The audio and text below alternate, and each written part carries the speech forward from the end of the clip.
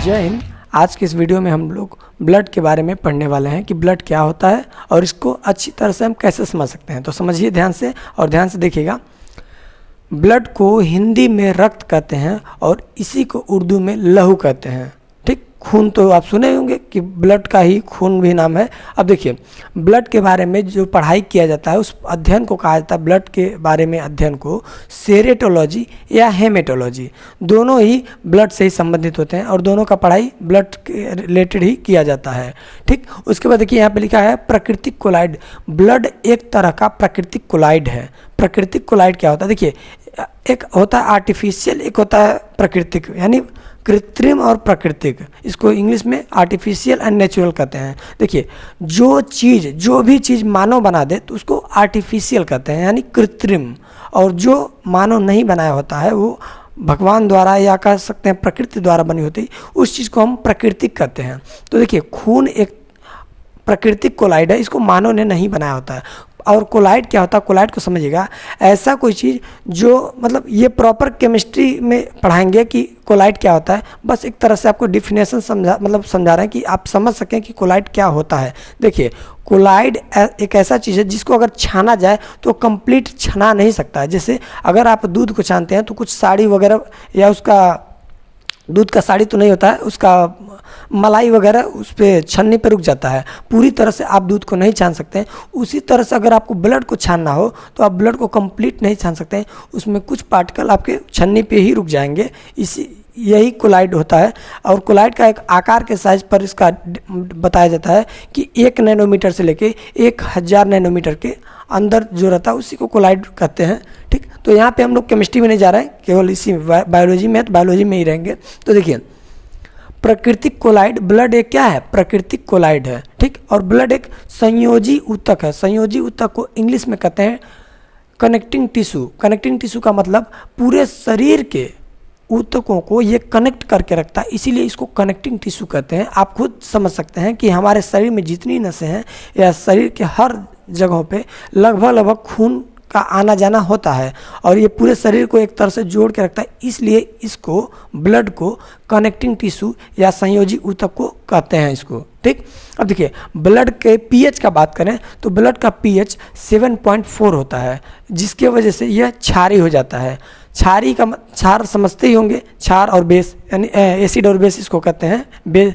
ठीक, एसिड और बेस को ही क्षार और अम्ल कहते हैं। तो देखिए, अगर कोई किसी भी चीज़ का पीएच 7 से ज़्यादा होता है तो वो क्षारी हो जाता है, यानी बेस हो जाता है, और 7 से नीचे होता है तो अम्लीय यानी एसिड हो जाता है। ठीक, तो ब्लड का देखिए, ब्लड का पीएच होता है 7.4, इसलिए ब्लड क्या है? क्षारी होता है। अब देखिए, मात्रा का अगर बात करें, क्वांटिटी का, तो मेल यानी पुरुषों में ब्लड का क्वांटिटी यानी ब्लड की मात्रा 6 लीटर होती है, जबकि महिलाओं में ब्लड का मात्रा 5.5 लीटर ही होता है। कहने वाले कहते हैं कि महिलाओं का खून इसलिए 5.5 ही लीटर होता है कि पति का खून चूस सके, लेकिन ऐसा कुछ नहीं है। बस ये मतलब उसी तरह से मजाक में कहा गया है।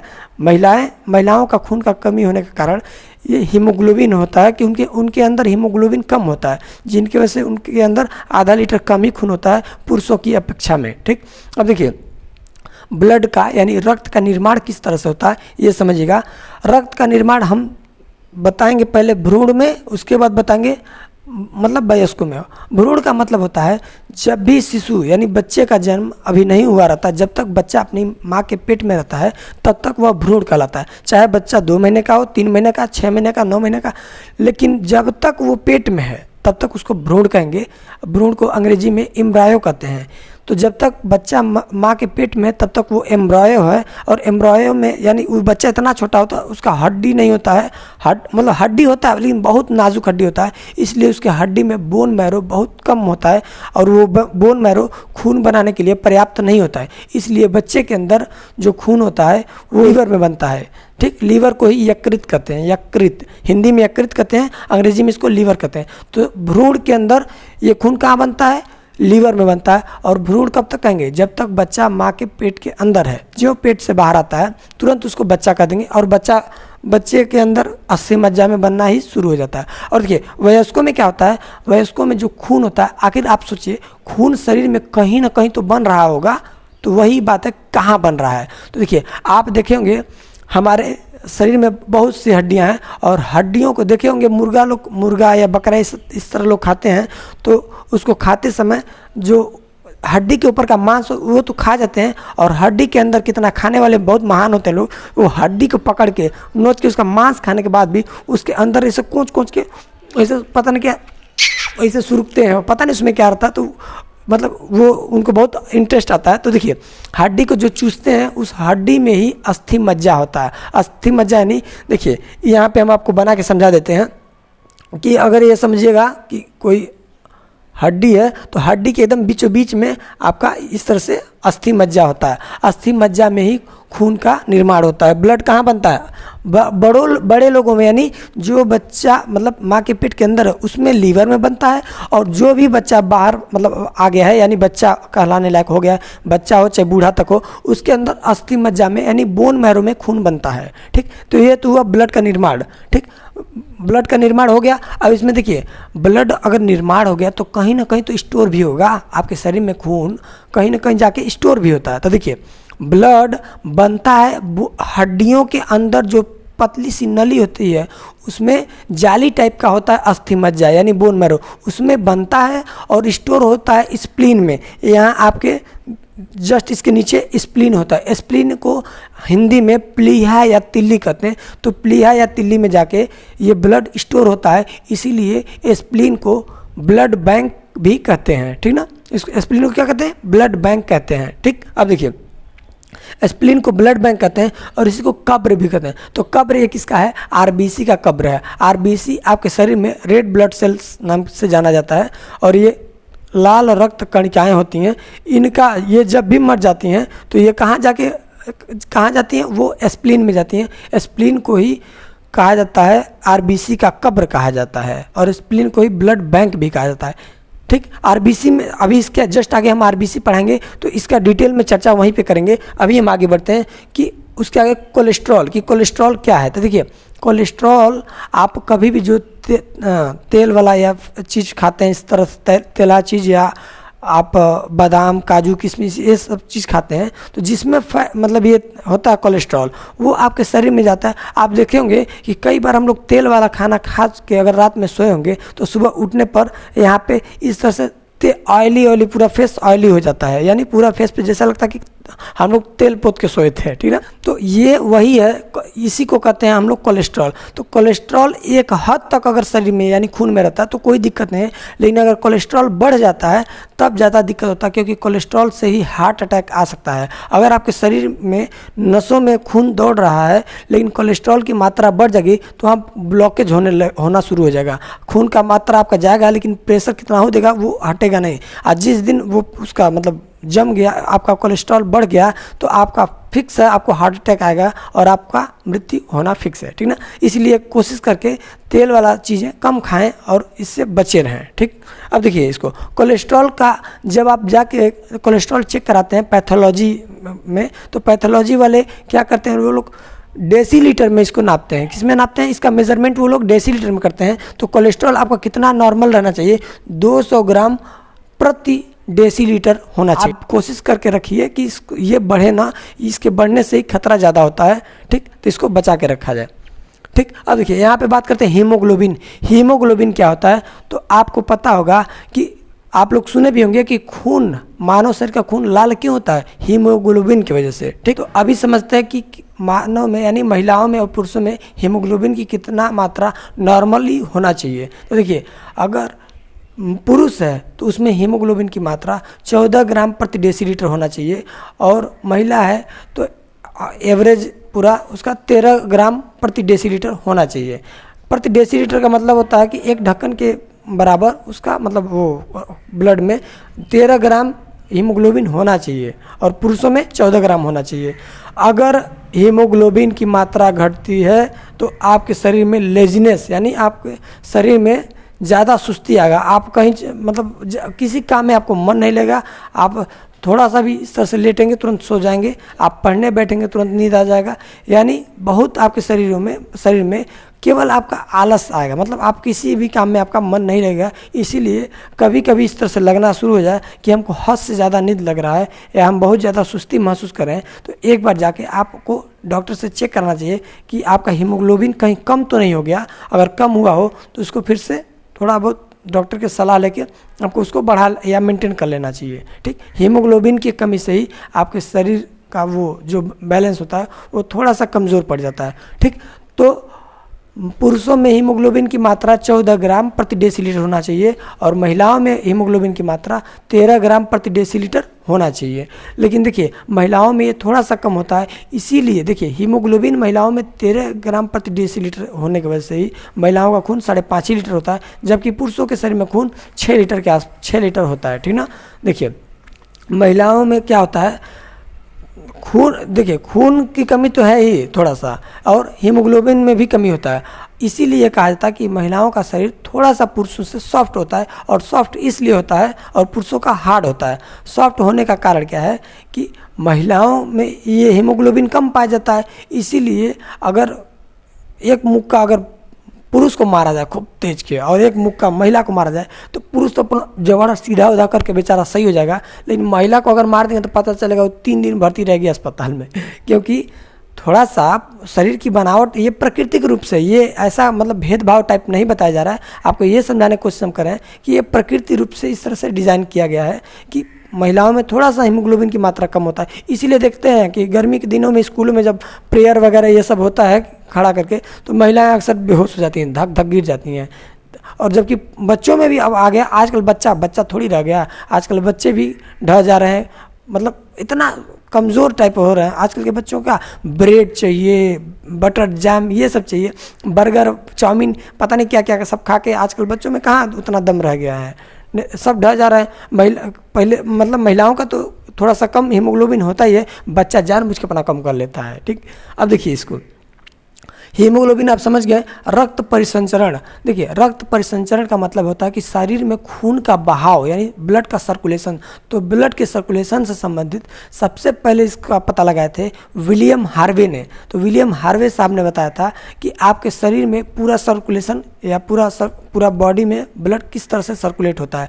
तो रक्त परिसंचरण के बारे में जानकारी दिया था सबसे पहले विलियम हार्वे ने। ठीक, अब इसके आगे हम समझते हैं कि ब्लड के कार्य क्या हैं, कि ब्लड क्या क्या कार्य करता है। तो ब्लड के कार्य तो आप लोगों को भी कुछ मतलब मालूम ही होगा कि बेसिक कार्य क्या है, कि हम हमारे जिंदा रहने के मेन कारण है ब्लड। अगर हमारे शरीर में ब्लड 5 लीटर है या 6 लीटर है, इससे अगर कम भी होता है, मतलब जितना भी है उससे कम होता है, तो ज़्यादा कम होने से आदमी मर जाता है। ठीक, मर ही जाएगा, क्योंकि देखिए अगर उसका शरीर में खून कम हो रहा है तो ज़रूरी है कि खून से ही आदमी जिंदा है। ठीक, जिस तरह से शरीर में, देखिए आदमी के शरीर में हाथ रहे न रहे कोई दिक्कत नहीं, दोनों हाथ गायब हो जाए, दोनों पैर काट दिए जाए कोई दिक्कत नहीं, लेकिन शरीर में ब्लड की मात्रा ये नहीं कि चलिए 6 लीटर है 3 लीटर निकाल लेते हैं, 3 लीटर से आदमी जिंदा रहेगा, नहीं, ऐसा नहीं होता है। आप ब्लड डोनेट करने जाते भी होंगे तो आपका केवल 250 ml लिया जाता है, और वो भी आपके शरीर का खून चेक करने के बाद। पहले चेक किया तो कहीं ऐसा ना बीमारी मर लेगा, पता चला आदमी कोरोना लेकर अंदर आया और कहा हम ब्लड डोनेट करेंगे, ले कोरोना इसके में उसके में चला गया, पता चलेगा मरीज को ब्लड चढ़ाया गया तब बचाने के लिए, अब मरीज सीताराम हो गया, चला गया ऊपर। ठीक, तो इसीलिए ब्लड को अच्छे से जांच करने के बाद ही डॉक्टर आपका ब्लड लेते हैं। और ब्लड डोनेट करने के लिए आपका मिनिमम उम्र 18 वर्ष, मतलब मिनिमम आपका 18 होना चाहिए, 18 के ऊपर होंगे तभी आपसे ब्लड लिया जाएगा, नहीं तो नहीं लिया जाएगा। भले आपका हाथ ही ऐसा शरीर हो, कोई उससे फर्क नहीं पड़ता, आपकी एज होनी चाहिए 18 साल, तब आपका ब्लड लिया जाता है। ठीक, अब इसमें आगे हम देखते हैं कि ब्लड के कार्य में, तो ब्लड का कार्य सबसे पहला है ताप नियंत्रण। ताप नियंत्रण को इंग्लिश में कहें तो टेम्परेचर कंट्रोल। आपके शरीर का टेम्परेचर को ब्लड ही कंट्रोल करके रखता है, क्योंकि इसको बताया गया है कि आपके शरीर में जब खून चलते रहता है, जिंदा जब तक आप शरीर जिंदा है, खून चल रहा है और आपका टेम्परेचर मेंटेन है, आप देखते हैं इस तरह से अगर करते हैं तो हम लोग के शरीर में ऊर्जा यानी थोड़ा सा हाथ में गर्माहट आता है, तो ये जब तक चलता रहेगा तब तक शरीर में गर्मी रहेगा। जब शरीर में जान खत्म, ब्लड ठंडा होना, पूरा ये ब्लड आपका ठंडा हो जाता है। ब्लड टेम्परेचर को मेंटेन करने में सबसे ज़्यादा सहायक होता है। आपके शरीर का टेम्परेचर हमेशा 37 डिग्री सेल्सियस से 37 डिग्री सेल्सियस रहता है। आप कितना हो कितना हूँ पहाड़ पे चले जाएं जो पूरा बर्फ़ से भरा हुआ पहाड़ हो, या कितना हूँ आप गर्म जगह सहारा रेगिस्तान में या थार के मरुस्थल में, कितना हूँ गर्मी की जगह पे चले जाएं, ठीक, कितना हूँ इन ये नहीं है कि आप आग के पास बैठ जाएंगे तो आपके शरीर का टेम्परेचर 37 डिग्री से 47 डिग्री हो जाएगा, अगर बर्फ़ पे सो गए तो पता चलेगा 37 डिग्री 27 हो जाएगा। ऐसा होना बिल्कुल ही पॉसिबल नहीं है। आपके शरीर का टेम्परेचर हमेशा कांस्टेंट रहता है और वो कांस्टेंट बनाए रखता है आपका ब्लड, बशर्ते आपको बुखार ना हुआ हो। बुखार में ये टेम्परेचर बढ़ जाता है क्योंकि शरीर का ही मैकेनिज़्म काम करता है कि आपके शरीर का टेम्परेचर बढ़ा देता है, ठीक। बुखार में इस तरह से होता है, बाकी समय आपका टेम्परेचर 37 डिग्री सेल्सियस ही रहता है। इसके बारे में हम एक अलग वीडियो बना ही चुके हैं कि आदमी के शरीर का या किसी भी जीव के शरीर का टेम्परेचर, किस जीव का टेम्परेचर बढ़ता घटता रहता है और किसका कांस्टेंट रहता है। तो मानव के शरीर का टेम्परेचर ब्लड के कारण ही कंट्रोल रहता है, ठीक। दूसरा कार्य क्या है, पोषक तत्वों का परिवहन। आपके शरीर में जब आप खाना खाते हैं या भोजन करते हैं, मतलब जो भी आप खाते पीते हैं वो सब आपके जब पेट में जाता है तो वहाँ से सारी एनर्जी, जो भी उसके प्रोटीन्स वगैरह होते हैं, ये शरीर में अब्जॉर्ब हो जाते हैं और सारे शरीर में ये प्रोटीन आपके ब्लड के द्वारा ही सर्कुलेशन होके इधर उधर मतलब पूरा जाते हैं। तो आपको अगर कहा जाए कि पोषक शरीर के अंदर पोषक तत्वों का परिवहन यानी यहाँ से वहाँ कौन ले आता है, तो ब्लड का ही ये कार्य है। आप देखते हैं कभी कभी आप बीमार होते हैं तो आपको डॉक्टर इंजेक्शन लगाता है, चाहे वो इंजेक्शन, तो इस इंजेक्शन में न्यूट्रिशन यानी पोषक तत्व ही होते हैं जो आपके शरीर के स्वस्थ होने में मदद करते हैं। तो बताइए डॉक्टर कहाँ, यहाँ एक नस में यहाँ पे लगाता तो क्या यहीं तक उस इंजेक्शन का असर रहता है? पूरे यहाँ से ब्लड क्या करता है, डॉक्टर ये नस इस तरह से नस देख के और इसी में इंजेक्शन यहाँ पे लगा देता है और यहाँ से वही ब्लड पूरे शरीर में उसको सर्कुलेट कर देता है और पूरे शरीर में वो आपका न्यूट्रिशन पहुंच जाता है। नहीं देखते हैं कि यहाँ चोट लगा है यहाँ इंजेक्शन लगता है यहाँ, तो लोग कहते हैं कि यहाँ लगा तो यहाँ का घाव कैसे ठीक हुआ? भैया यहाँ का खून पूरा शरीर में जा रहा है तो ठीक होगा नहीं। लोग कहते हैं कि मुंह में दवाई खाते हैं तो पैर का घाव कैसे ठीक हो जाता है? भैया ब्लड पहुंचाता है चारों तरफ न्यूट्रिशन को, पोषक तत्वों का पूरा इधर उधर सर्कुलेशन कौन करता है? ब्लड। तो ब्लड का ये मेन फंक्शन है कि आपका शरीर में जो भी परिवहन वाला संबंधित कार्य होगा जैसे पोषक तत्वों का या गैसों का, ये ब्लड ही करता है। अब इसके बाद देखते हैं गैसों का परिवहन। तो गैसों का परिवहन से समझिएगा, आपको हम बायोलॉजी के फर्स्ट क्लास में बता चुके हैं कि जब आदमी सांस लेता है तो आदमी को लगता है सांस लेने में फेफड़े को सांस की जरूरत है। भैया फेफड़े को कोई सांस की ज़रूरत नहीं होता है, फेफड़ा को सांस चाहिए ही नहीं, ठीक। लेकिन हम लोग को यही लगता है कि फेफड़े को जरूरत होता है। देखिए फेफड़ा क्या करता है, फेफड़ा एक टंकी के रूप में काम करता है। जब हम सांस लेते हैं, देखिए जब हम सांस लेते हैं तो कई तरह के ऑक्सीजन, धुआं, गैसें, कई तरह की गैस फेफड़े में जाती हैं। तो फेफड़ा क्या करता है, एक टंकी और एक छननी है। टंकी मतलब अपने अंदर रख लेता है और किसको, छान को, सारी हवा जो आपके अंदर, ये नाक देखिए, नाक थोड़ी पहचान के खींचेगा भैया ऑक्सीजन हो कि नहीं। देखिए आदमी जब भी सांस लेता है ऑक्सीजन और जब भी सांस छोड़ता है carbon dioxide, O2 CO2 O2 CO2, इस तरह से O2 CO2 बेचारा करता रहता है आदमी दिन रात। आदमी का दिन रात का काम यही है O2 CO2, जबकि पेड़ का रात को पेड़ भी O2 लेना शुरू कर देता है। लेकिन मनुष्य का 24 घंटा का कार्यक्रम यही है कि मनुष्य O2 लेता है और CO2 छोड़ता है, नहीं ऑक्सीजन लेके कार्बन डाइऑक्साइड छोड़ता है, ठीक। तो फेफड़ा आपका क्या करता है, फेफड़ा जो आप सांस लेते हैं तो उसमें सांस में आपके कई तरह के गैसें, कई तरह के धुआं, ये सब होता है। तो फेफड़ा उसको छान देता है। फेफड़ा क्या करता है, देखता है कार्बन डाइऑक्साइड का तू हर काम है ही नहीं है, तू निकलो यहाँ से। उसके बाद देखता है कि अन्य कोई गैस है, धुआं हुआ है, सबको किनारा करता है। ऑक्सीजन कहता है हाँ तुम्हारा ही काम था पूरे शरीर में। ऑक्सीजन को कहता चल बाबू तू अंदर चल, ऑक्सीजन को अंदर जाने देता है। बाकी सारे गैसों को फेफड़ा क्या करता है, बाहर। तो ऑक्सीजन को फेफड़ा संभाल के रखा रहता है और फेफड़ा टंकी के रूप में ऑक्सीजन को रखा रहता है। और शरीर के ब्लड में जो हीमोग्लोबिन दौड़ता है, हीमोग्लोबिन बेचारा बड़ी मेन काम यही करता है, वो ऑक्सीजन को लेके हर कोशिकाओं तक जाके पहुंचा देता है और हर कोशिकाओं से कार्बन डाइऑक्साइड लाके फिर फेफड़े लगे देता है, फेफड़ा फिर छोड़ देता है कार्बन डाइऑक्साइड को। तो हीमोग्लोबिन आपके शरीर में ऑक्सीजन यानी ब्लड से ही, अगर हीमोग्लोबिन ना कहा जाए, डायरेक्ट कह दिया जाए ब्लड के कार्य पढ़ा रहे हैं इसलिए ब्लड ही कहा जाए, तो ब्लड क्या करता है, आपके शरीर से कार्बन डाइऑक्साइड और यानी गैसों का परिवहन कौन करता रहता है? ब्लड ही करता है। ब्लड आपके शरीर से गैसों को बाहर ले जाता है, मतलब फेफड़े तक लाता है, फिर फेफड़ा बाहर छोड़ता है, और फेफड़ा जब ऑक्सीजन अंदर लेता है तो फेफड़ा के पास से भी ऑक्सीजन ब्लड ही ले जाता है। तो इसलिए कह सकते हैं कि गैस का भी सर्कुलेशन या परिवहन कौन करता है? ब्लड ही करता है। अब देखिए इसके आगे देखते हैं उत्सर्जित पदार्थों का परिवहन। देखिए हमारे शरीर में कई ऐसे पदार्थ हैं जिनका उत्सर्जन होना ज़रूरी है। तो जो शरीर में उत्सर्जित पदार्थ होते हैं उनका भी परिवहन कौन करता है? ब्लड। ब्लड ही पूरा उसको लेके ढोता रहता है। उसके बाद वो किडनी क्या करता है? उसको डायलिसिस विधि द्वारा अलग कर लेता है। ठीक, तो ब्लड भी इसको उत्सर्जित पदार्थों का परिवहन भी करता है। ठीक, तो अभी इतना आप समझे हैं। इसके अभी नेक्स्ट पार्ट में थोड़ा सा भी और बचा है, इसका 1-2 पार्ट और बनाएंगे इस वीडियो का, क्योंकि ब्लड बहुत छोटा नहीं है, इसको ख़त्म करने में थोड़ा सा टाइम लगेगा। तो मिलते हैं नेक्स्ट वीडियो में। आई होप ये वीडियो समझ में आया होगा। जय हिंद, जय भारत।